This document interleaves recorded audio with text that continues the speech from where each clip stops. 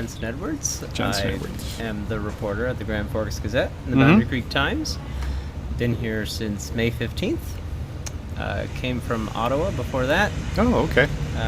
Where I did my master's in journalism there. Oh, okay. Before that... What's in Is that Waterloo?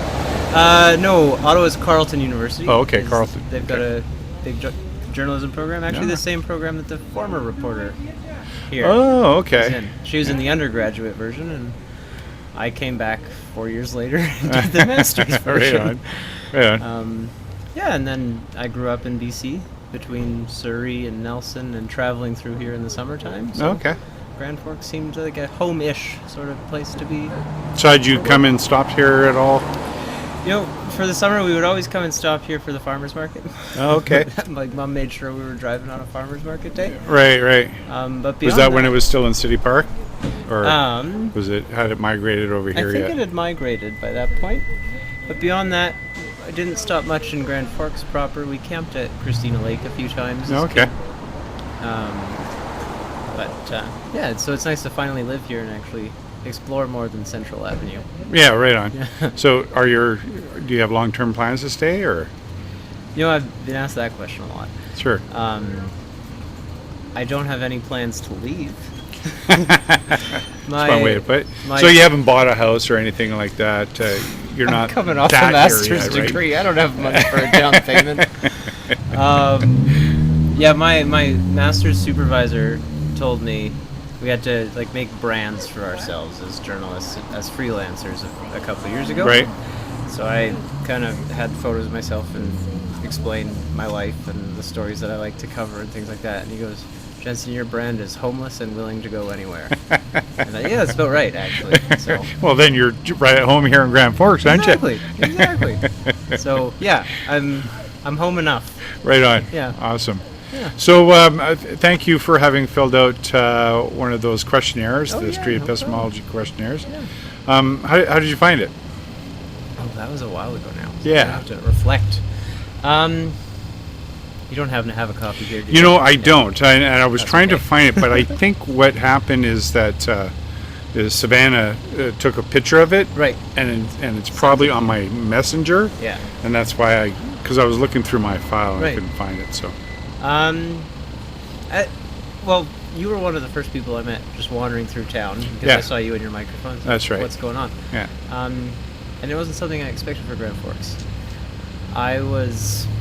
Coming from Ottawa and doing Parliament Hill stories and stuff like that, and forgetting about my own childhood community papers and things like that. I forgot there was a religion section in the newspaper. Yeah, okay. Right? Yeah. And so my first week here, I was getting these religious columns, and there's a tail end of some letter to the editor disputes as well that I didn't deal with at the time. So I kind of understood Grand Forks it has that component to it as well. Mm-hmm. So I found this to be quite interesting.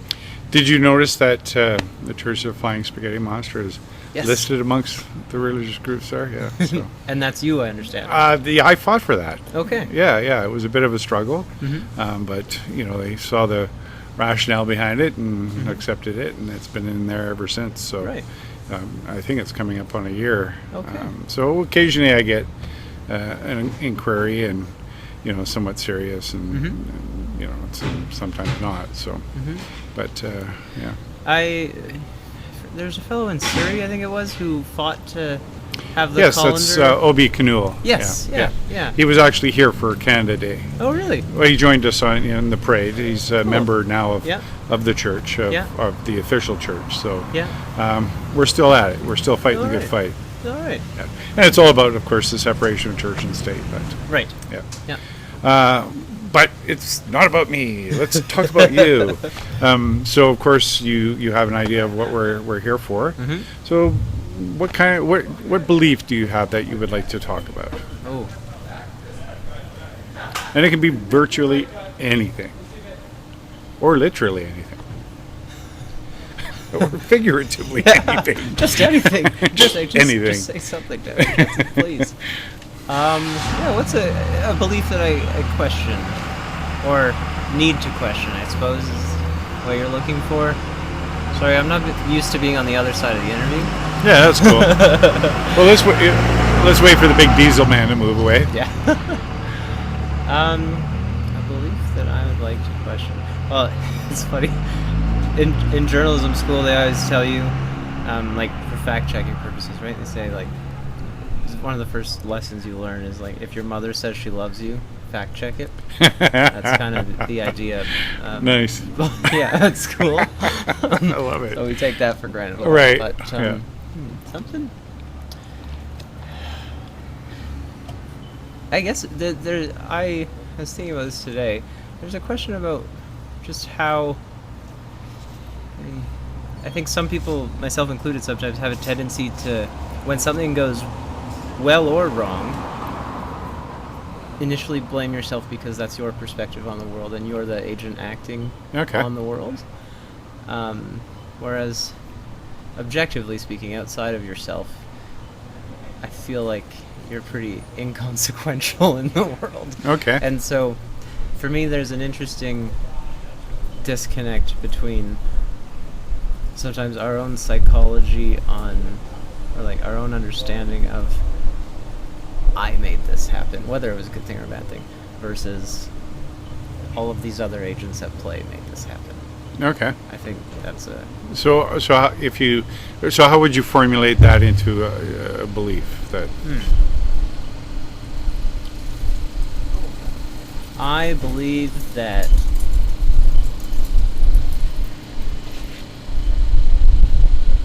my interpretation of the world is a direct consequence of my actions on it. Okay. No. Is that just in a local sense? How do you mean? Well, just like as this far as world here. You personally interacting with the world, and that's the limit of it, or is it the butterfly effect? Is it? Yeah, I would stretch to the butterfly effect for people. Oh, okay. Yeah. Okay. And what kind of how does that affect the way you move in the world? I think it's weird because as the only journalist in a small town, you realize that you do have some power. Right. Or people will get angry with you very quickly. Okay. If you wield that incorrectly or from their perception incorrectly. Of course. Which is fair. It's like I have 4,000 bosses. Right. Actually, 8,000, right? That's true. If you we count expand. Yes, exactly. Expand to the boundary. Yeah. But oh my God! Sorry, I went on a tangent there. Can you repeat the question? Well, I'm just interested to know sort of what the effect of your belief has on essentially how you interact with the world. Maybe paradoxically to being that influential role, I do try and sit back as much as possible and almost like pull my influence out of the world by letting it do its thing and just be an observer. Okay. I've often remarked with friends that like I'm a fairly dispassionate person. And is that how other people see you, you think, or? I think other people see me, actually, I know other people see me as this. It was in our yearbook superlatives for our graduating class this year. It's like Jensen is a comfortable gray slipper. Like just sort of like a pleasant presence, but nothing. I'm not a loud person. Right. I don't like influencing things one way or the other. I don't particularly enjoy. So you're not the red sequined shoe. You're the comfortable gray slipper. Yeah, I get that. I'm that you only notice because it's inconsequential, or like because it's not hurting your foot.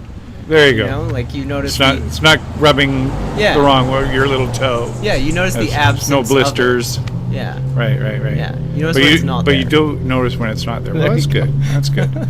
So, in terms of your philosophy, your philosophical outlook in the world, is this something is this something you work at? Is this is there a sense of purpose behind this? Is there like I'm really I mean maybe we're circling the wagons a bit until we get to where you'll go, oh yeah, so this is what I believe. Right. I think part of it comes from being the youngest of 4 kids. Okay. Where, because I was also the smallest, to not get hurt. Right. Yeah, stay quiet, right? That's right, right. Although, yeah, I think I was a little bit more feisty as a kid. All boys or No, a mix? 2 older sisters, and then my brother, and then myself. Oh, okay. And we all get along great now. Awesome. I think, like, I was thinking about this today, knowing that we were going to do this, was, like, going with that dispassionate sort of, it's not that I don't care, but it's like, you imparting something to someone else is, do whatever makes you happy, so long as it doesn't hurt someone else. Mm-hmm. That's kind of my surface level outlook on life. Okay. And people's personal decisions. Right. So, I don't know, being a gray slipper makes me happy and it doesn't hurt anyone else most of the time. Right, right. So in terms of, say, just in that line, do what feels good as long as it doesn't hurt anyone else. How do you gauge that? How do you gauge whether or not something has the potential to hurt someone? Right. Yeah, that's when you start thinking about it, it's almost paralyzing in a way, because if you believe in that butterfly effect of things, right, like a knock-on sort of situation, you perceive to the best of your ability, I suppose, and you think through. Sounds bad because I'm awful at chess, but like think a few steps ahead of that life decision, and see what factors it could knock on somewhere else, I suppose, is kind of the way to do it. So that's something that might be a good way to act in terms of your own actions, right? Yeah. It's just to kind of look ahead, see how the potential for positive or negative impacts might be, and then make your decision based on that. Okay. Yeah, we didn't grow up religious or anything like that. Okay. We went to church when we lived in a small village in Ontario because that's where everyone went on Sundays. So that was like a social the community thing, right? thing. Yeah. Yes, right. And I've been to church services and all sorts of things before, just because these people are very happy at these, and sure. But yeah, I think that's kind of my distillation of some sort of moral guide. Okay. It's just don't if it feels good, do it. Just don't muck with anybody else's well-being. Exactly. Or happiness. Now, in terms of what you see and what you observe other people doing, are there perhaps occasions where it would be a good thing to step in and say, hey man, that's not a good idea, maybe you ought to think about that. This is where we start adding like all the asterisks and all the exceptions to that rule, right? Yeah. Like, do whatever makes you happy so long as it's not hurting anyone else. Well, I don't know if it's necessarily an asterisk, or maybe I'm digging myself into a bizarre hole, but I would argue that if someone is being a jerk to someone else, then partially altruistically, but partially for yourself, it would feel good to step in and cut that off. To, like, now we're getting into almost utilitarianism, right? Yeah. Where, like, I step in, that person's happy. Now myself and the person who was being attacked are happy, versus one person whose goal is right. thwarted. Is this now? Would you think, like, is this a sort of a moral thing? Like, for instance, where would you say? I'm just reaching here, so I mean, that's kind of a moral thing, right? Where certainly, we feel or sense that we have a moral obligation to, maybe step in when someone's clearly being abused or attacked or violated or whatever. where does that sense of morality come from for you? I mean, you talk about being the old gray slipper. Mm-hmm. An old gray slipper doesn't do a lot of standing up. Doesn't tell the foot, "Hey man, you stink. Wash yourself." Right? Right. Sometimes the stink rubs off on the old gray slipper.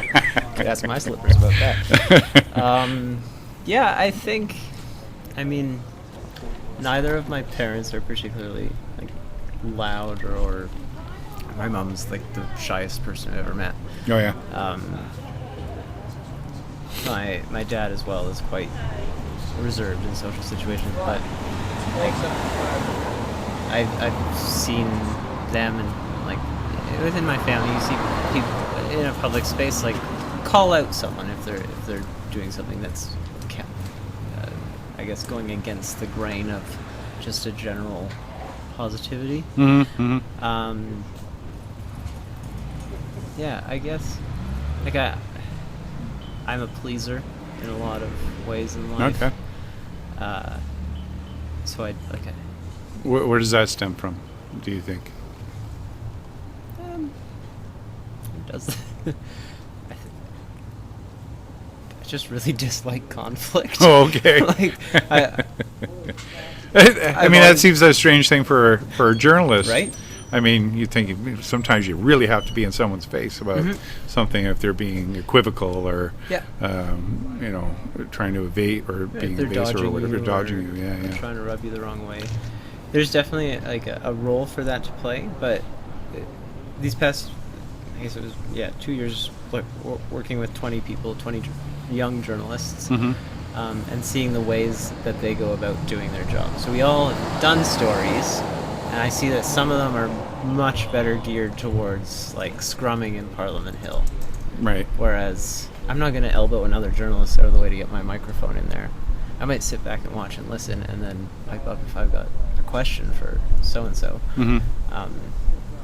Like I really enjoy listening to people's stories and like human interest stuff. So I think that ties more into the...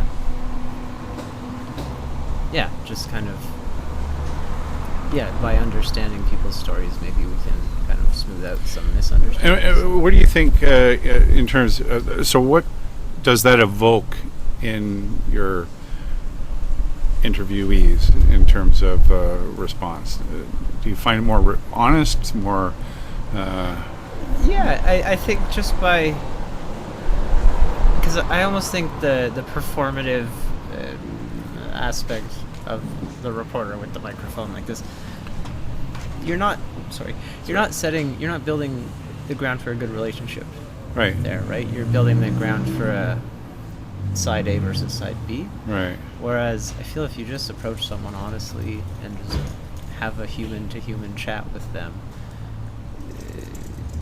most of the time, obviously there are exceptions where you need to ask accountability questions, right? But most people appreciate, I think, being treated just as a person with a story. Right. Who, I'm the comms person right now, and I have to do my job, and I can't tell you this, that, and the other, but I know I'm going to go home and take my kid to soccer practice, and this, that, and the other. Right. There's in journalism, there's a joke that, like, we all hate the comms people, right? But really, the comms people, there should be a relationship there where... they're trying to give you a message through a particular lens, but you still need their information, right? So that you have to foster that in a way, and I think by most of the time being non-confrontational and being understanding, you can get a little bit further. And like, I don't get angry very easily other than at myself. Yeah. And I think that's where that leads to as well, is there's no need to really get pissed off with someone until you've exhausted all other options, basically, until you've fully heard that side of the story. How do you evaluate, I guess, other people's stories? How do you measure whether or not they're telling you the truth, whether the things that they say are supported by evidence? Like how do you manage that? So listening to people's stories is one thing, right? Quoting them on facts is an entirely different thing. Like, fact checking is tremendously important. And so even when someone has a really emotional tale, at some points during that interview, you have to say, "Can you give me the date on that? Can you show me something that shows me the date on that?" But and like with the city, with the government, with anything, you deal with the comms person back and forth. But Sure. at the end of the day, the document is what you go to. Right. I just filed 2 access to information requests today. Oh, is that right? For particular documents, because I can get this person's perspective on what happened and this person's perspective on what happened. But if we go to the documents and we go to the agreement between these parties, then we'll get a truth. It's something independent of what either Yeah. one's perspective on it is, right? Or Exactly. interpretation. I still think it's important to listen to people's interpretations of those. But yeah, certainly. Like, I would never base a story on, I heard that so and so did this, or I heard that this. That's a news tip. Right. It's not a news story, right? Right. The story requires just hard Support. evidence. Right. Yeah. Yeah. Good. Has there ever been an occasion where that's been a challenge for you? Like, to get the hard evidence, for sure. And if so, what do you do in that case? Yeah, so I think there are ways that you can frame stories sometimes to not make it about the he said, she said. Make it about the understanding of this person's situation, right? So, like, there's far more than 2 sides to a story pretty much all the time, right? Right. Like, so-and-so's got this view, but with this exception, this exception, this exception, whatever. But, like, Grand Forks there are a lot of people who have gone through a lot of hard stuff in the past year, 2 years, Right. right? And so, talking with some people, sometimes you don't want to use them as a number in this story necessarily, but you want people to understand what they went through, and what they went through is a truth in itself, right? It's not using that to leverage against government did this, that, and the other, or whatever, but it's just, let's understand this snapshot, this vignette of this person's life. Right. And this is how they're feeling, and they're giving me an honest truth as to how they're feeling. You can get some factual things like, how high did the water come? That sort of stuff, right? Sure. And I think it's really important to understand, like, that sort of stuff. I did my master's, not thesis, but research projects. It was like a long-form magazine piece Okay. on Haida language revitalization. On Haida language revitalization. Oh, okay. So the Haida up in Yep. Haida Gwaii. There's this one school, the Skidegate Haida Immersion Program. It's been running for 21 years. They started with like more than 20 fluent elders. Now there's, I think, are there 9 that come to the school still. There's been one student who has become fully fluent since. Okay. Others are becoming, but to go report that, I mean, 3/4 of my story is just like trying to understand how hard these people worked. I'm not telling you that they've written 11,000 pages worth of documents or things like that right away. I'm just showing you how hard they work every day, and that, I think, is illustrative of the story that they're going through. And then later on in my master's thesis, like, you bring in governments doing this, that, and the other, or hasn't been doing this, that, and the other, and you can kind of get a little bit of analysis. But like, there's the human part of the story, and then there's the analytical part of the story, I guess. right, and they have to balance each other. They have to and balance inform each other. Yeah. Right, Yeah. right. Because the analytical part is boring sometimes, Sure, of right? If course. there's no human face to put it to. Yeah. But a human story on its own sometimes is okay without the analytical part. We can give that context over time. Like in next week's edition, we'll look at this angle on this. But How do you manage bias? So I think showing up in Grand Forks when I did, not knowing anything, like we've got pot shops, warming center, flood buyouts, like all this stuff. I didn't really know about the warming center before I got the job. Well, before I applied, I did read some stuff before I applied for the job. Yeah.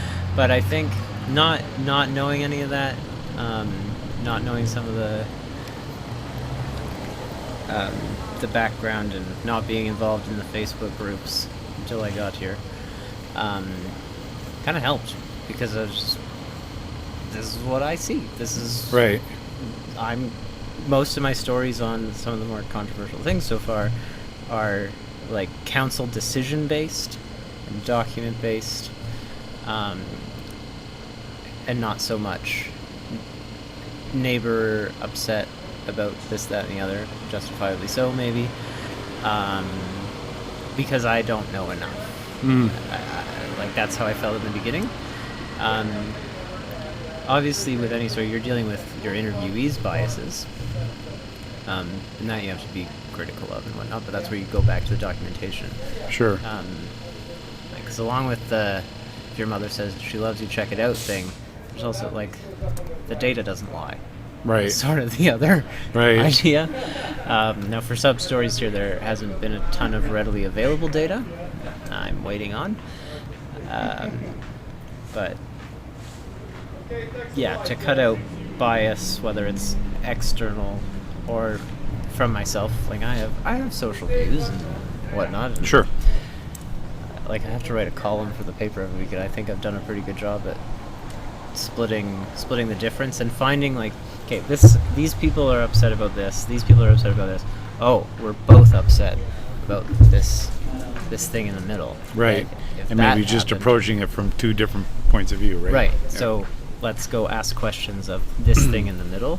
Well, that's great. That's good. I think that helps. I mean, some of my columns have been pretty fluffy too, about like, hey, new guy in town. But You got to make yourself the old gray slipper first exactly. before you can be the old gray slipper.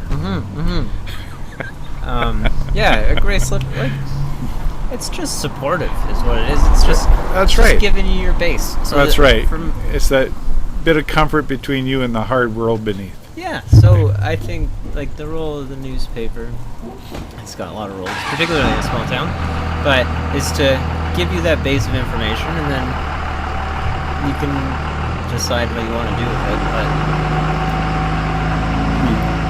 I'm gonna tell you the numbers and the facts around things, and as best I can. Right.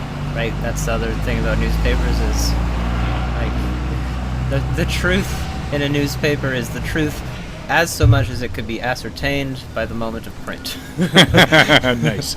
Right? Because you come into this problem, particularly with Indigenous related stories. I'm like, how much background do I need to throw into this story for people to understand it? Like, do I need to go back to like pre-contact, before the Europeans showed up? Right. Talk about how these societies were thriving and whatnot, and then, do I need to go into smallpox residential schools, 60 scoop, all this stuff? And the answer for that oftentimes is yeah, because people still don't know. But for local news stories, like, I'm not going to rehash every time the warming center, which opened up last winter, as a temporary block. Right. There's just not enough space in the newspaper for that. That's what links are for online. So I think, yeah, some parts of the story are always going to be left out, but they're what we call the basement of the story, right? Like, Right. what happens after the editor takes their knife in the old days and actually cuts off the bottom of your story. Right. So, to fit. To fit. Yeah, exactly. In terms of how we come about our beliefs, what would you say is what is your method? What would you consider a reliable method to informing one's beliefs? Yours especially. Diversity. Okay, diversity in what way? I'm looking at like news, because we talk about media literacy a lot Okay. now, right? Diversity of sources Okay. that are all rated as reputable. Okay. Like, there has to be that caveat there, because there are some sources that are not reputable, or are reputable as an opinion, but aren't explicitly declared opinion, right?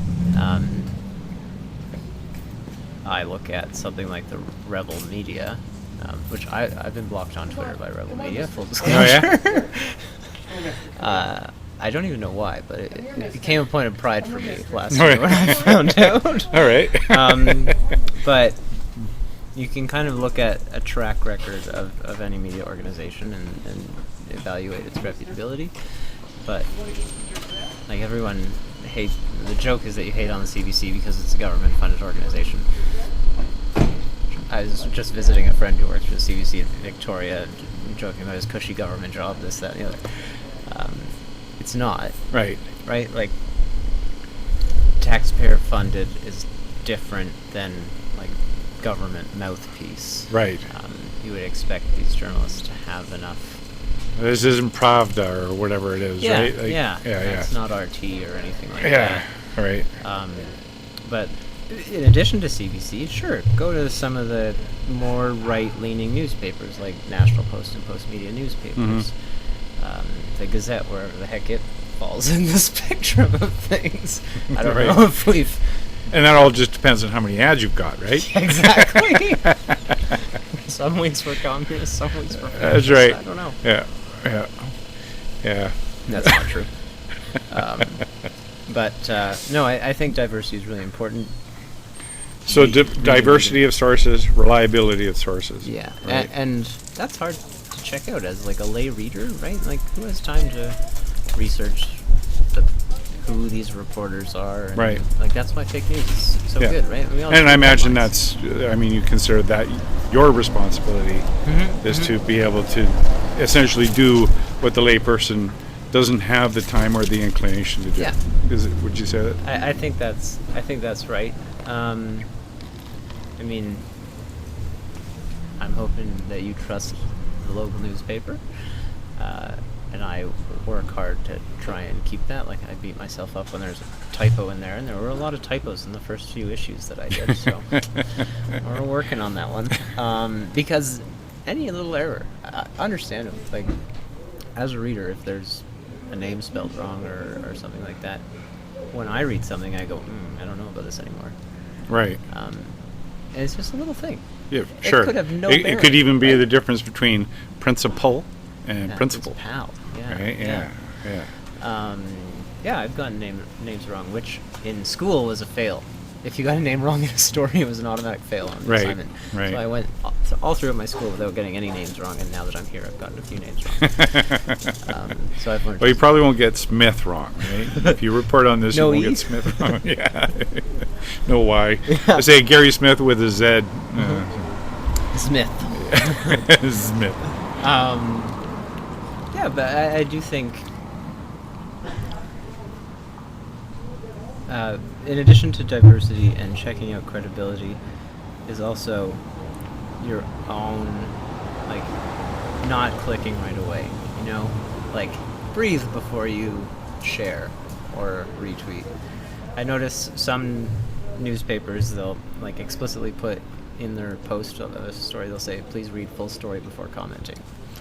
And I don't know if that sounds patronizing to some people or No, not, I think that's a great thing to say. Yeah, because, like... Sometimes that's just that little reminder is enough. Please get past the first 2 paragraphs. Yeah. Especially if it's 10 paragraphs click long. on the bloody link, right? Yeah, right. Get us some Get the readership background numbers. info, Get us right. some ad revenue in there while you're at it.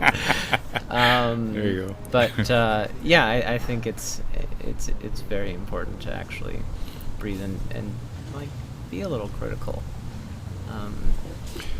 So yeah, that's a great term you there, because of course critical thinking is, I think, just my own point of view is very underrated. Yes, it is. and not taught. So what do you think? What would be, should it be included in, a grade school curriculum, like between 10 and 12 or something, say? Yeah, so there are some, like Germany has got like media literacy involved involved in their curriculum. I think California does too. Like, like pre-high school students curriculum. And when you say media literacy, it's not just about learning about journalism, but learning about the impacts of advertising and how you're essentially being manipulated by ad campaigns and whatnot. Oh yeah, is that right? Yeah. Like, I bought my watch because of an Instagram ad. I bought my gray slippers because of an Instagram ad. Like, I'm very susceptible to these things too, right? Yep. And so long as I agree with them, then sure. But that's the thing. It's like, well, all right. Then they're going to start giving you stuff that they think you agree with. I mean, you look at targeted advertising now on Facebook is absolutely terrifying what you can do. Yeah. Having been on both sides of that, like I could basically pinpoint you in an ad in Grand Forks. I could pinpoint one ad. Zero right in on it. Yeah. And it'd probably be a new camera for my chats over coffee. Yeah. Yeah. But like in high school for us, that's when we started putting bibliographies together, like for school assignments. Okay. And so we had a really good librarian who walked us through. Like, that's when you learn Wikipedia is not a reputable source. Right. But if you go to the links at the bottom of Wikipedia page that are cited, go to those links and then dig. Right. But that's something that you don't think about right away, right? But yeah, learning to like maybe click past the first page and actually do a little bit of digging. Look at where the media publication is coming from, who runs it. Right. Those sorts of things are. Yeah, they're very. That's a little bit of critical thing. Is like, okay, I'm getting this. Everybody, where am I getting it from? Who am I getting it from? And just even pausing long enough to to ask that question is probably a pretty important thing. I'm a big fan of moving slow. Yeah. Right. Which I think pisses off my digital desk sometimes. Like in Oh, Surrey, where it's like, give us the story now, Jensen. We want to be ahead of that competition. Because there's no competition in Grand Forks. Right. CBC can't get here for an hour. It's okay. You've got at least an hour. Exactly. It's an hour window with no one here. Yeah, Bob Keating can't get here that fast. But like, so moving slow and not in your thinking. Be a quick thinker, but slow in your decision making, I guess, is important. And that extends very practically as well. Like, if you're going to go 110 kilometers an hour for 10 minutes, you're not going to get there that much faster than the guy who's going 100 kilometers an hour. Yeah. You know? And the guy who's going 100 kilometers, like, unless you're doing that for days on end, Right. you're not going to make up that much ground. Right. Exactly. So, for me, moving slow, just the reward's better than going quick, making a mistake. Right. I don't know. You ever hear of Daniel Kahneman? No. He's an author. He wrote this really great book. It's called Thinking Fast and Slow, and it talks about how our brain does that. The sort of older brain was the one that's responsible for thinking fast, because as you're running through the grass, you hear a sound, you don't want to stop and go, I wonder if that's the breeze is blowing. You have to automatically think that that is a predator, very possibly go that way, right? But and that is the typical reflexive way we think, and that the slow thinking, which you're referring to, is kind of, okay, I've got the initial information, I can now sit back, process this adequately, check with the facts, make sure I got my sources right, and then proceed from there. And not like so much of the world doesn't move that way anymore, right? Like so much of it is reactive. There's not a lot of time for any sort of analytical thinking whatsoever. But its value is still huge, and probably more so, right? Just because as we do kind of move into that more reactive, get her done sort of thing, we need to pause a little bit more. Well, I really appreciate the conversation. Do you have a question for me, or would you like to ask something with respect to this? Why did you start doing this? I just saw a need for it.